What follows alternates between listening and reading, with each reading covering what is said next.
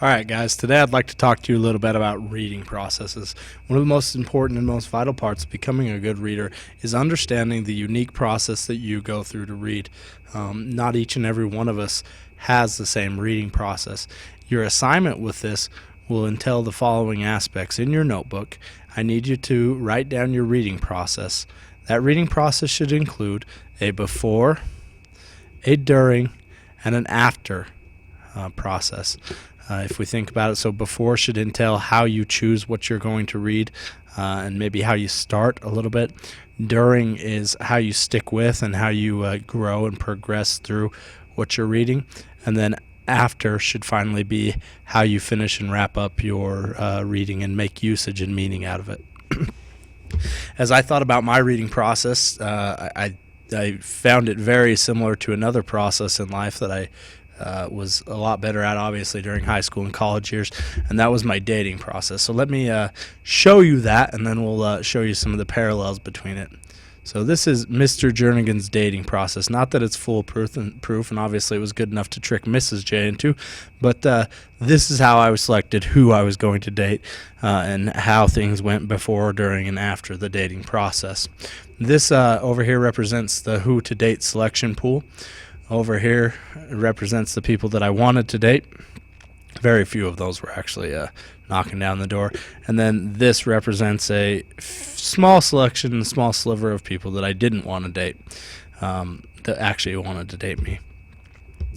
The people that I wanted to date generally were attractive. I had some common interests or some personality commonalities with, and they were intelligent. The people that I didn't want to date were more of the blind date types. The she asked and I wasn't necessarily interested, or I'd heard things about them maybe being less than my style of girl, if you will.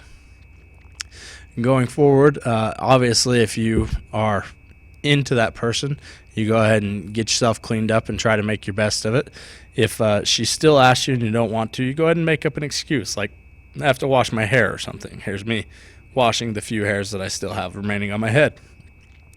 But alas, if she's persistent enough, you'll eventually go out even if she's persistent. Okay, you give her a chance. Well, if we go date and I find that I like her, well, a long time of liking continues. Eventually you wife her, you brag her up, and then you live happily forever after. That's what happened with Mrs. J. The other ones, you end up maybe you don't like her.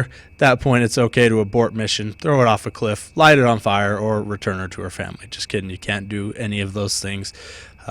Be nice to young ladies if you decide you don't want to date them. All right, so you're saying, well, Jernigan, how in the world does this compare with the reading process? Well, let me show you really quickly how my reading process compares pretty closely to that of the dating process. All right, so here's my reading process. These are all the books that I might read. Up here, the books that I want to read. Down here, the books that I don't want to read. Reasons why I might want to read a book: because of the author. Maybe the topic is interesting. Maybe it's been recommended or I've read a previous book that's similar.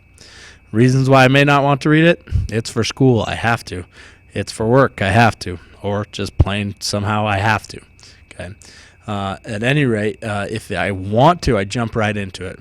If I don't want to, well, I nervously get into it. I dip my toe in it after hours and days of procrastinating, and finally my excuses run out and I have to get into it.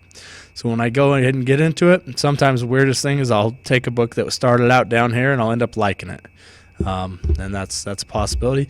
And other times I'll like a book that I want to read right here and I hate it. So if that happens, okay, I've got two options. And one of these is the options that we don't rarely think about as readers. But one is to abandon a book. You're not a bad reader if you decide that you need to throw the book off a cliff, light it on fire, return it to the library. This is me throwing a crappy book into a volcano. Okay. Other times, however, you may still hate the book and you have to figure out a way to make it go, whether it's for a class or for whatever.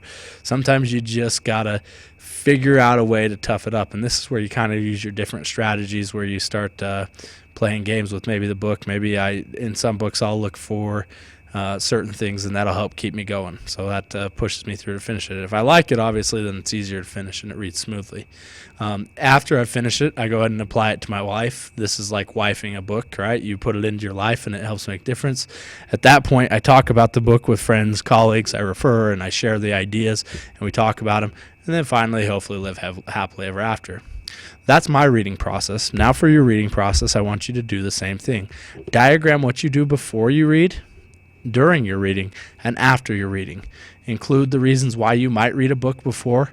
Include how you stick with or get through books that might be difficult or books that you like during the process. And include what you do with the books that you've read after you've read them. Not so much necessarily the actual physical copy of the book, but the knowledge that you've gained from it. Thanks. Have a good day.